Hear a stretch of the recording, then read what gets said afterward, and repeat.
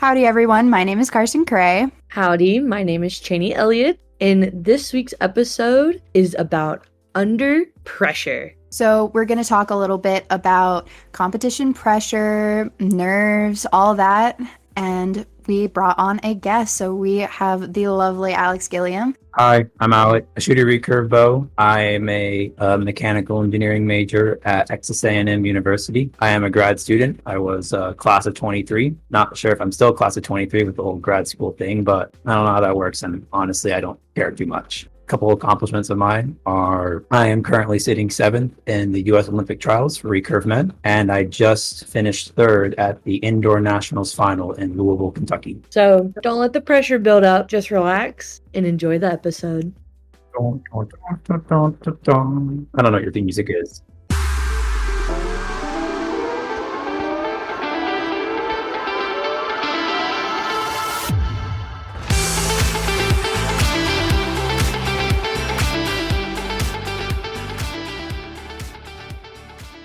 Archery Academia.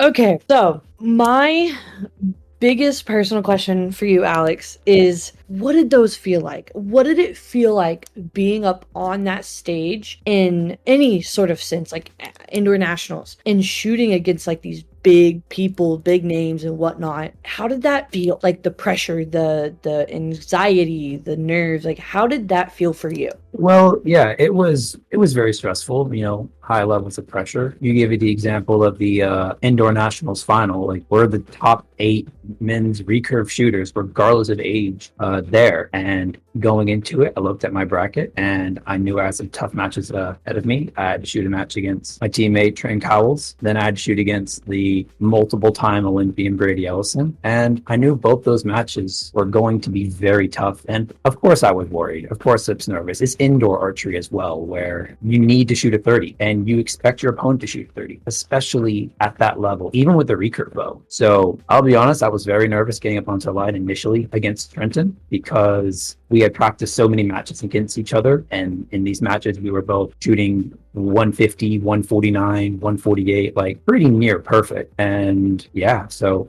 sometimes it's, and you guys probably have experience with this, is the first arrows, of course, regardless if it's eliminations, qualifications, all your heart's always beating, you get a little nervous, you get a little shaky. Sometimes also the last arrow, like when you know you have 1 arrow left in your match and the 10 is all you need to get it, you can get nervous on that last arrow and just be at risk of overthinking things. I've had competitions where I go from being super chill to on the last end being, oh my gosh, this is my last arrow. It just needs to be this to get X score. But you gotta like try and calm those nerves, even though it's very difficult to do so. So I have not really shot at a super high competitive level. Like my highest level is Vegas. And yes, that is very pressure oriented. That's very competitive, like nerves and everything, but that's not anything near what I know Carson has done shooting on world stages and youth world stages. And I'm pretty sure you too, Alex, and now qualifying for the Olympics, shooting at a high level indoors. So how do y'all feel? I'll ask Alex first. How do you feel the pressure affects your mental game? And then how do you think it affects your shot the most? So for mental game, I would say that that's the one thing that will stay consistent between low pressure and high pressure situations if you practice a mental routine in practice. So what I mean by that, when you get to a competition and you are feeling pressure, you are feeling nervous and your heart rate goes up, you start getting a little, shaky, a little uneasy, maybe your sight's sitting a lot more loose on the target. Having that mental routine that you can reference back to, a mental routine that you had done time and time again in practice, helps your body be able to go back to what it's used to. Saying key words, key phrases during your shot, and those phrases can be connected with a movement in the shot. That is something I feel like really helps with getting your tournament nerves under control, especially when you're on the line, is having that default point or that point that you can always go back to, that regardless on how your shot feels, regardless on if you're in end number 1 at a local tournament versus the gold medal match at a national or world event. You have that process to go back to and a reference, and it's something that you know. That's honestly why we practice so much, why high-level archers practice so much, is to have that default to go back to. And I think for me, the mental game, I'm still working on it. So sometimes I get a little stressed and then I have to remind myself, no, just go back to what you know, go back to your process. And my shot's affected by, I just kind of tense up. I get very, very tight, and normally I'm a very quick shooter, so it takes a long time to get my shots to go off, and that's where I see the most issues. Okay. Like I said, I think the most high pressure I've ever been in is shooting eliminations in team rounds at last year's collegiate nationals, and that was my first time ever feeling pressure like that. So there's a lot for me to work on personally, and having Carson helping me on compound side and having a great team that can really support me as a whole is definitely helping with that. But another question, Carson, you kind of answered this, but Alex, do you think the pressure, like, of the tournament, of the competition, or anything like that, hurts or helps your shot the most? I would say helps. And I'll kind of go back to using a bit more of a practice example than necessarily a competition example. So in practice, majority of my arrows are being scored in some way, whether I'm doing eliminations or a scoring round or a goal game or something like that. And the reason why I do that is when I score myself, again, it's putting myself in the closest position in practice as I would be in competition. But I also find that when I'm not scoring myself, I tend to get lazy in my shot. I lose a little bit of focus. My groups will open up a little bit, which is for me, I find a lot of times when I'm in my practice ends, especially in practice, sometimes are good, sometimes are okay. But the second I start scoring, my groups really tighten up. And it's because that pressure pretty much is a signal to me to make sure I run my routine, my mental routine. Do my post-shot reflection, all the little steps you do between shots. So I would say pressure is a great thing that can help teach you to be committed to your process, and also a really good thing to kind of like focus you on something, because without pressure you're kind of going out there, and I'm not saying you're not going to go out there and you're not caring, but you kind of become indifferent to what happens. And that's when you get lazy, and that's when you start making silly mistakes because you're just not, I would say, in the zone. Pressure can put you in the zone. You really can't, it's really tough to find yourself in the zone when you don't have pressure accompanying you. I agree with that. It doesn't have to be a very high level of pressure. Like, there's competition pressure that's on a different level, but even just putting that little bit of pressure on you in practice with scoring gives you that little bit to focus your shot and be like, I want this round to be good, so I want to do everything right. I like that. That really makes a lot of sense, and it really seems like y'all got a good handle on that. I've been trying to work on that myself, is putting more pressure on myself, making sure my shots feel the same when I'm stressing and when I'm not. That's been helping a lot with shooting mixed teams and team matches, and just shooting elimination rounds also. It helps when you have a lot of experience with it, when you've done a lot of elimination matches or team matches, they start to feel a little bit more like practice. So you're at that level of nervousness, but you're not so nervous that you're shaking a lot or that kind of thing. I also feel like when it comes to like elimination matches, it's a little tough to do this in team matches, and I guess it's actually easier to do this with compound than it is for recurve, because of how we do our eliminations. Is trying to think of, like, instead of eliminations of, oh, I have to beat X person that I'm shooting against. Doesn't matter what I do, I just need to be better than them. And I guess like a overarching sense, that is true. But your goal doesn't change between qualification or elimination or even team round. It's still you getting on the line, putting that arrow in the middle of the target. So I think if you think of your elimination rounds and your team rounds as, again, I know I'm going against somebody in this. I know I may have teammates that are going to be up there shooting as well with me. But if you just can step back and recognize that at the end of the day, your goal is the same, you'll start finding you be able to bring maybe the performance you have in qualifications into a more high pressure situation like eliminations or team rounds. Okay, so with it being outdoor season, I'm going to kind of use outdoor as kind of a baseline of how I'm asking or wording questions. So in an outdoor setting, you do qualifications, then you do eliminations and then team round, and then like at collegiate nationals we do mixed team, and then sometimes you do round robins. Out of like those 5, which one do y'all think is the most nerve-wracking, the one that causes you to have more pressure on yourselves, and then which one of those has more pressure on you as like a whole?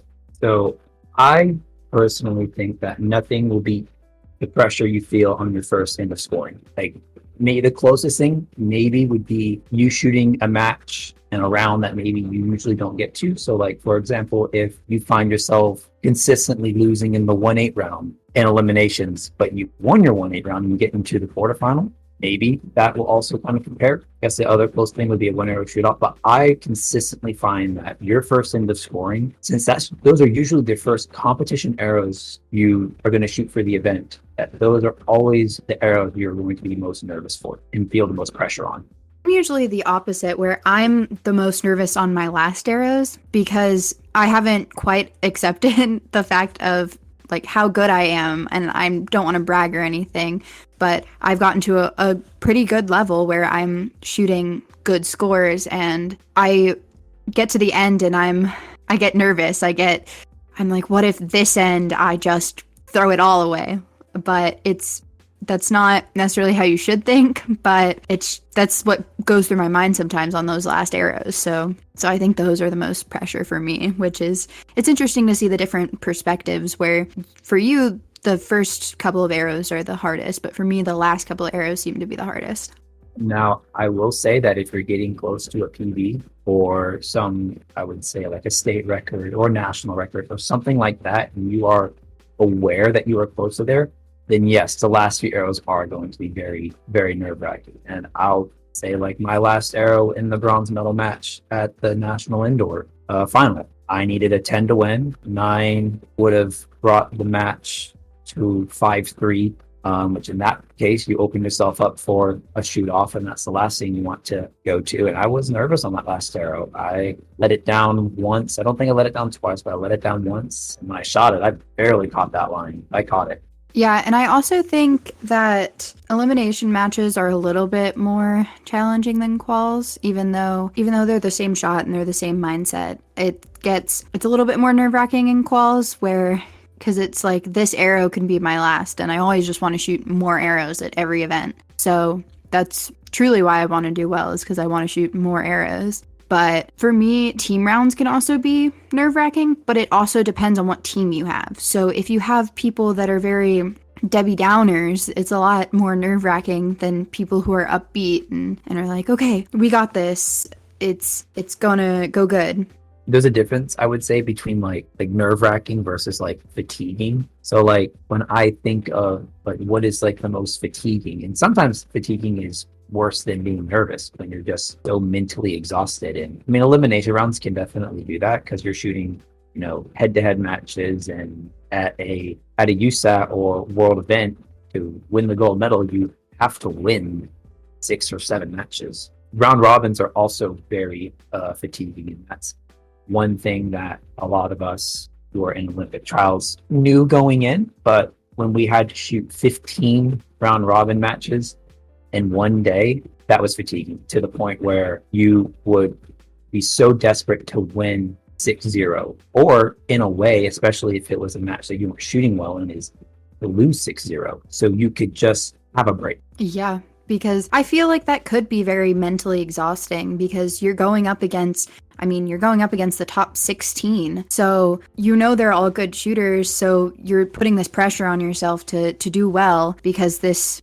means a lot. This is a lot of people's end goal, is getting to the Olympics. So going against these other good shooters, you want to do well, and in order to do that, you need to run your process, which can just be mentally exhausting.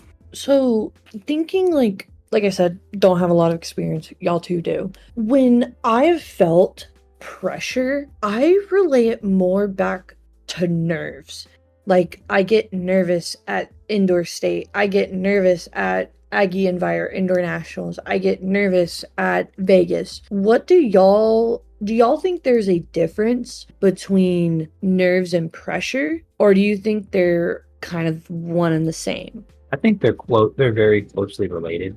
I think what we call nerves is the like physical reaction that most of us have to pressure. Like, pressure to, I even bring it into like school. Pressure, you're nervous on an exam. You want to get a good grade, or you don't want to fail, whatever way that class is going. And those nerves are there. You're putting pressure on yourself, or for some people, it's pressure that their families are putting on them. Some of these families are very academically focused. There are cases where I know where pressure can be very it doesn't necessarily show. Like, it's not like you're physically nervous about stuff. That's kind of not necessarily the pressure that a lot of people experience in like competition or sports. That's just more kind of like muscle, like life pressure, where it just slowly builds up and you don't necessarily realize it. You're not necessarily nervous, but it's hard to explain. But I would say, especially when we're thinking about sports, talking about archery, or you can even relate to school, then I would say that is true. Like, nerves and pressure are not the same, but one is something that you feel because of the other. So since you saying nerves are like the reaction to pressure, how do you calm those nerves? Like, I notice when I get nervous, my shot doesn't want to settle down, and I haven't figured out how I want to react to that. How do I fix that, or whatever? What do y'all do to calm the nerves? Saying, just like, how do you physically calm yourself? How do you mentally calm yourself? Because nerves are the reaction to pressure. How do you calm those nerves? Or Carson can answer this one first. I've answered the first one a couple. Okay, so for me, I usually calm my nerves by I take a deep breath. If I'm on the line, I can take a deep breath and just let the shot flow, go back to that mental process we were talking about earlier. And then when I'm off the line, I usually take a sip of water, just remind myself that honestly, no matter what happens in this match, it's gonna go the way it's gonna go. If I let these nerves get to me, then it's going to go worse than what I want it to. If I just let it happen, then my training brought me to this. It's not, I have put in so much effort for this. It's not I have put so much effort into training that I shouldn't let these nerves get in the way of my training. And in that moment, I take a sip of water. And then there's something that my coach taught me to do. So I tie my shoelaces, but backwards from how I normally do it. So like if you cross one lace over top, then you cross the other one when you're tying it. And it just helps you get out of the moment for slightly more than 7 seconds to just tie your shoelace real quick. And it brings you out of those nerves that you're having. That's really interesting. I haven't heard of that. Well, I have heard of bringing yourself out of the moment with the shoelace thing. I haven't heard of that.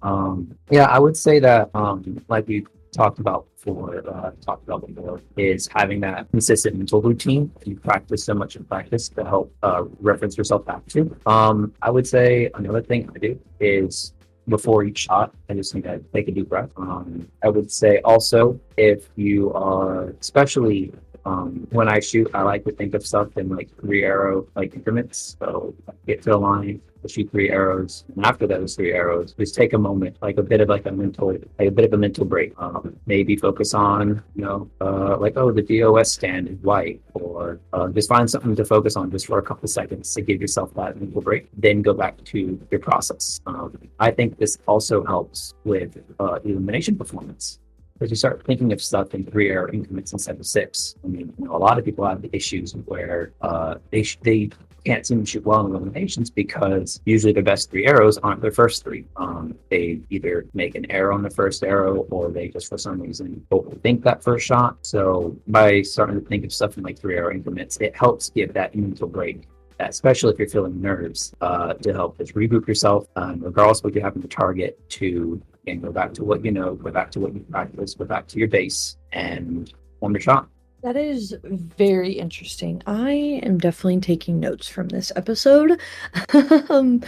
So it it sounds like y'all are just like, instead of focusing on being nervous, instead of focusing on the high pressure, you're letting your mind wander to things that don't really matter. Like Alex said, the DOS stand, what does it look like? Or Carson tying her shoe backward. And so it just like becomes something that you put in front of the pressure, in front of the nerves to calm them. And what, in using those, like with the examples that y'all have given, what moment do you think you had the highest amount of nerves and the highest amount of pressure on yourself? So for me, I have an example from a long time ago and then a bit more recent. So my example from a long time ago, I was 13, I believe, and it was my very first time of going to a Vegas shoot, and I remember those first scoring arrows. I mean, I'm shooting like recurve youth male, not a very important division in the grand scheme of things. But I remember I was so nervous at full draw. I'd feel like my legs shake at full draw. And that's definitely a moment I think back to of being really nervous before competition. And then my more recent example would be definitely my first indoor final I went to. I had shot really well in junior, well enough to qualify for it. And I remember I was really nervous and I absolutely did not do my shot or my process, and don't think I scored over a 28 per end. And yeah, and those were just cases where I definitely let the pressure get to me. I definitely, when I was younger, did not have a good method. And a lot of the methods and things I do now are things that I've only recently started doing these past couple of years. And I feel like I've seen a great improvement in my performance especially from this time last year. Yeah. What about you, Carson? So for me, some of my moments is the first time I went to Junior Worlds. The two other compound cadet women they were busy with their own stuff, so they didn't really talk to me that much. And I was nervous as hell. I was shaking, and I shot okay. I didn't shoot great, but I didn't shoot horribly. And that was one of the moments that got to me. And ironically enough, so Texas A&M does this little mini tournament before collegiate nationals. And last year, I swear to God, I was terrified for how that tournament was going to go. I shot my lowest score of the entire year at that small tournament that pretty much meant very little in the overall scheme of things. I have no idea why I was so terrified to this day, but I wanted to prove myself to the team. I wanted to do well, and in trying so hard and letting those nerves get to me, I tried so hard, and that just made my group spread out more, made everything not go according to plan. So that's kind of funny that it's one of those moments that was nerve-wracking moments. I think my biggest one, which is nothing compared to the two that y'all gave, but I think my biggest one was definitely when I was younger. I went to Vegas and I was shooting very well for myself, and my goal for that Vegas was top 10. I wanted to be top 10. This was my last year in the young adult division. I wanted to be top 10. So I worked and worked and worked, and I got there, I shot my score, and the last 4 ends, I knew if I just only dropped 2 points.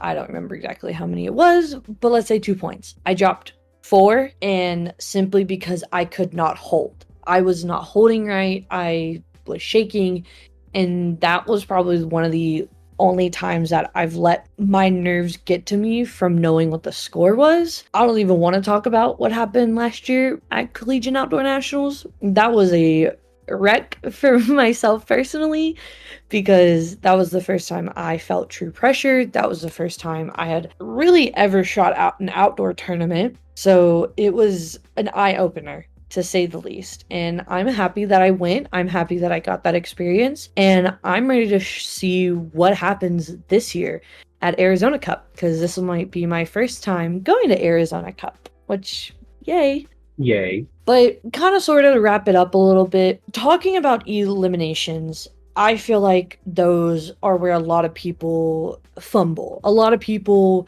trip over themselves, don't have the confidence, and y'all both have said that. So, how exactly does the elimination work? And what's nice is we have a recurve and a compound who have done many of both. So, what's the difference between the two? So in recurve, we don't do cumulative score eliminations. So especially when you're shooting the junior categories, you could actually, like, I mean, theoretically miss all 3 arrows on your first end, miss all 3 arrows on your second end, and then win your match, and really have no consequence or penalty. I mean, there will be a mental consequence if you miss 6 arrows. Something definitely did not go right. But it's the set system. The set system, I would say, it definitely changes the way the mentality between a recurve match and a compound match goes. I think the set system allows recurves to, I'm not say be a bit more okay with mistakes, but it's more like, okay, I lost that set, but it's all right. We're almost kind of like at a fresh start. You're not going to the next match thinking, or the next set, the next end, I guess would be for compound, thinking, okay, I'm one back, and you have that, in the back of your mind being like, I need to make up this one front. But set system is like, it's recurves. I don't know many recurves who think that way in the set system. It's more just about, shooting your 3 arrows and reaching 6 first. I mean, there are recurves who definitely think of, oh, I need to win this set because I'm behind right now. But I've never found myself thinking that way, and I would think most recurves are also in the same boat. That but it actually allows you to make more mistakes and get away with it. Now at the senior level, where they start counting arrow average in your eliminations towards your USAT score, you kind of lose that ability to be able to make mistakes consequence free. But it's definitely a much different game. I actually kind of equate a recurve indoor map be a bit more like a compound outdoor match, because even though we are still using a set system at the level of being at the top of the senior division, you expect your opponent to shoot a 30, and most of the times they are. Sometimes they'll grace you with a 29, or something really wrong happens at 28. But at the end of the day, the cumulative score, regardless of the set, is going to be 145 at worst, 146, 147. These numbers that you see, high level compound matches and outdoors with.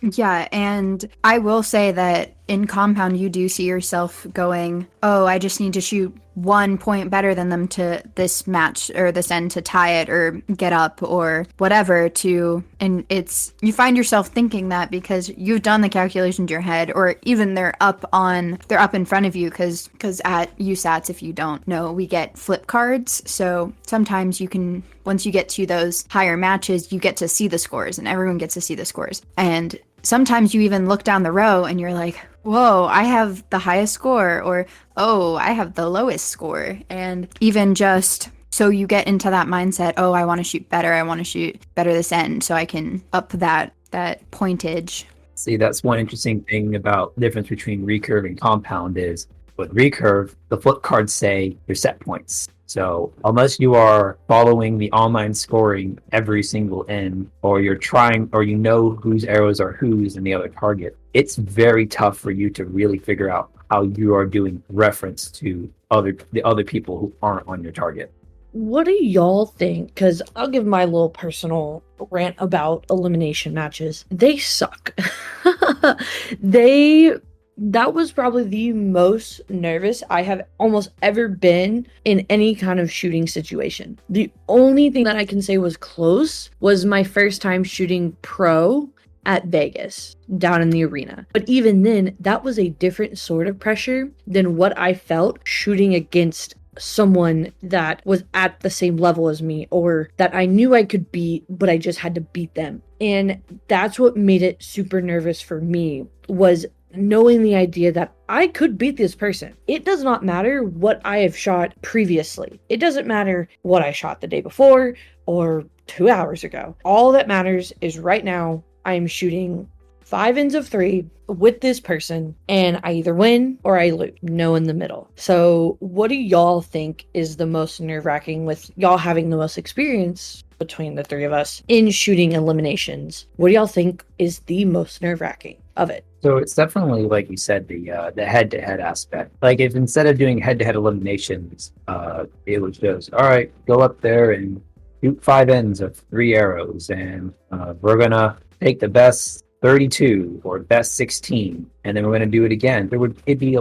It'd still be nerve-wracking to an extent, but it'd be a lot less nerve-wracking. The fact that you are going up there, you are shooting against this person, and sometimes it won't. And sometimes it won't matter. Like I like to say that you don't necessarily. There's a lot of times in matches where sometimes you lose a match, but other times you just get beat. Eliminations opens up for that ability for you to sometimes just get beat. Like in recurve, if you go out there and you shoot 29, 29, 28, that's a really good first 3 ends. But if your opponent shoots 30, 30, 29, you can get that in the back of your head that I shot well, but there was nothing I could do. And that's kind of like when in the recurve match, if you are down 5-3, you're in a position where it may not matter how well you shoot. If your opponent shoots a 30, you're at best tying the set with them, and that'll give them the final set point to get the 6. So I think the fact that you are in that head-to-head and you would like to think that everything is in your control, but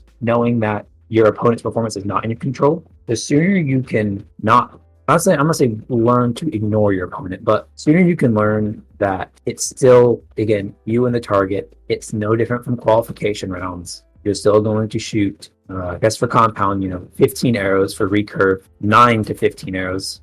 Again, very dependent on how your opponent shoots.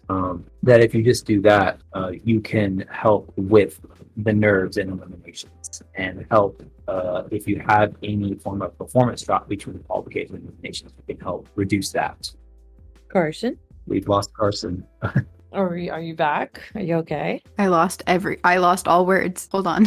In that case, I have a question for the 2 compounds here. Uh-oh. So again, in recurve, you don't really see this, but like, for example, I beat somebody in a certain match, and I know my opponent, coming up, they just won I won my match 6-2. They also won their match 6-2. To me, unless I was paying attention to their target, or I want to look on between ends or ENCO or whatever scoring systems being used, I really have no idea how they're shooting, other than what I know of what they usually do, or maybe of how they qualified. How much does knowing your opponent just shot, say you shot like, I don't know what, I talk to Sawyer too much, and I think of Sawyer scores being like, oh, what if you just shot like 148 and your opponent just shot 149? Or just at least knowing that your opponent just finished a match and they actually outshot you in that. How much does that actually mentally affect you going into the next one? So I actually learned very quickly for me that it doesn't matter what happened in the last match, because anything can happen. So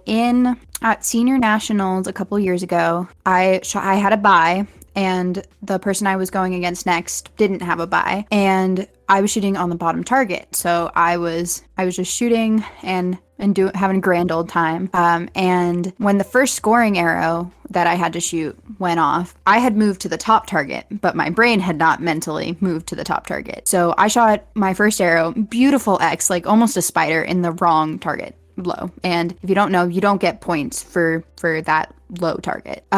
So obviously that's not characteristically like me to have a miss, but anything can happen.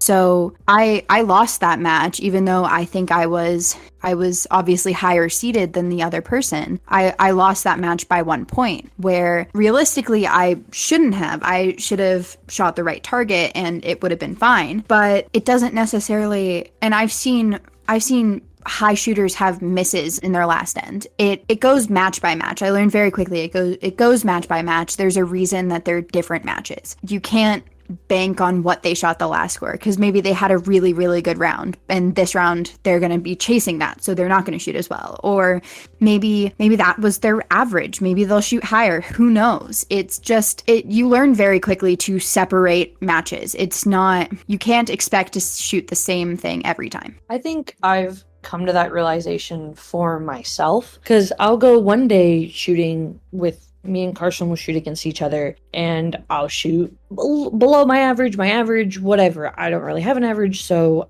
that's whatever. But then like I'll go the next day and be absolutely on fire. I'm shooting high scores. I'm hitting all my X's, 10s, 9s, like I'm killing it. But then the very next day, I'm low again. And I've experienced this just on a day-to-day basis. I had practice one day last week. I did really well in my first 36, and then I didn't do as well in my second 36. And it's just something that comes back and forth. It is, like Carson said, a time by time basis. It's an arrow by arrow basis. That's really interesting. I mean, because recurve I don't know the reason why we do a set system, but it's definitely the differences between set system and cumulative score. Like in set system, you can lose your first 3 ends each by a point and you're done. No chance to come back. You don't get those final 2 ends. And your opponent could be all over the place as well. Like you could lose a match 6-4 and you could have shot 5 straight 29s and your opponent shot 30,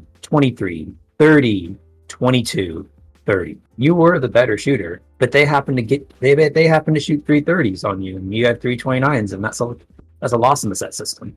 Yeah, I feel like that. I mean, obviously, it happens a lot more in recurve, where sometimes the better shooter might lose, or the quote unquote better shooter might lose, even though they were more consistent, but your opponent was just that up down that you were talking about. Whereas in compound, I mean, you don't see that as much.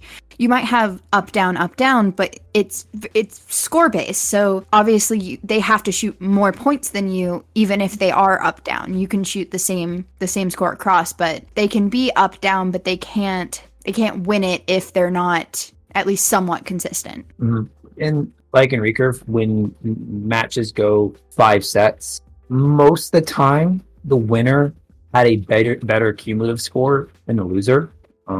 Of course, there's always a couple times where that's not the case, and usually that's just because the person who won usually just only lost 1 set because of like a really bad arrow. Maybe you shot something in the blue, maybe you even had a miss. But in most, I say, normal arrows or normal matches that people shoot, and you have more normal arrows, like you're shooting 10s, 9s, 8s in recurve on 5 set matches, the higher cumulative score usually belongs to the shooter who won the match most of the time.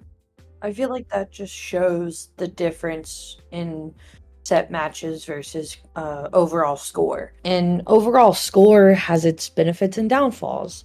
That matches has its benefits and also downfalls. So it really just comes down to, like, going back to the pressure and mentality of shooting and the nerves of shooting, what exactly you shoot. Because the nerves that someone like Alex will get is completely different than what Carson may feel during a match. Because Alex is just worrying about, okay, these 3 arrows need to be good. And Carson might be saying, okay, these 3 arrows need to be good so I can bring it up my score, not, so I can win this match. Like, it just seems very, like, the mentality seems very different, but same on the same level. I don't know how to explain it. It's the same result that has 2 different causes. The source for each of our nerves may be different. We may be just from the difference in the matches, but we both feel and experience the same result from that. Yes, I feel like that was a very good way of putting what Cheney was trying to say, where yes, we might be experiencing it for different reasons. You want to shoot 3 good arrows. I want to shoot 15 good arrows right now. But ultimately we're gonna see the same outcome. We're gonna see ourselves being shaky or getting out of our mental process. And the most important thing about that is just getting back into that mental process, no matter how many arrows you want to do well on, no matter what the match is currently going like. You want to get back into that mental focus, because every single arrow is a new arrow. And you mentioning 3 good arrows for recurve versus 15 good arrows for compound, a lot of times a recurve, recurves will end up shooting, weird to say, practice arrows in their eliminations. So say you have 9-9 in the target and your opponent finished shooting and they have 10-10-9. There's no way you're going to win the set. The match is still going. Now maybe they're 2-2 now with you or something like that. It's recurves, and then that last arrow becomes a practice arrow. You can just use that arrow to try to bring yourself back to back to what you're doing before. Form your shot, execute your shot, do something, almost not say have a break from the pressure, but like for example, you do your shot and then you realize that was a good shot. I hit, a little to the right. There was no wind, or maybe there was a little wind. I need to adjust my aim off point a little bit. So it's really interesting that you can almost find yourself with a practice arrow sometimes in recurve matches. And I can say you don't get that in compound matches, because if they won that end already, or you have a 10-10 and they have 3-8s, like you don't really get that, because you obviously want the best score possible, so you want that to be a 10 every single time, and or a 9 or whatever you're aiming for, but you want that to be as center as possible every time. You don't get the chance to experiment like you may want to, or not experiment, but that practice arrow, that break. Well, is there any other questions, comments, concerns that y'all two have? Oh, that pretty much covered everything. So my only question is, are you guys ready for the pressure of Arizona Cup? Oh yeah. I'm ready to see what happens. I feel mentally ready. I almost feel physically ready, and I'm ready to see what happens. That's my answer. Because I can't set my bar too high, but I have it set where I know I can achieve it. So I'm ready to go for it. Get ready for all your equipment and stuff to be covered in a nice layer of dust. Oh, the Arizona Cup dust, it's great. Isn't it supposed to rain the day before too? Yes, it's supposed to rain on that Monday, so it's gonna be windy. Lovely. Wind practice. Yay. We've gotten plenty of that this past couple of days at the outdoor range. Oh yes. Yes, there has been a good bit of wind. Alrighty, so with that, I guess thank you so much, Alex, for joining us. Thank you. No problem. Anytime. Shout out your Instagram and stuff. If it's too long, we'll put it in the bio. We're still gonna put it in the bio, but shout it out. What do you have? Instagram? So I have Instagram. I technically also have a Facebook page for archery that I haven't touched in probably 7 years. So, but for Instagram, you can find me at Alex B. Gilliam. Just my first name, middle initial, and last name. Pretty easy to find. And you can follow me there. Follow my journey, what I'm doing this year, and hopefully follow my my path through Olympic trials, and all things go well, my path to Paris. Get you to Paris. And while you're following that journey, go ahead and drop a follow on Archery_Academia to get notified for all future episodes. Yes. Well, thank you so much, Alex, for being here. And thank y'all to the listeners for also being here. And I think that's a wrap. See y'all. Bye. Bye. Bye.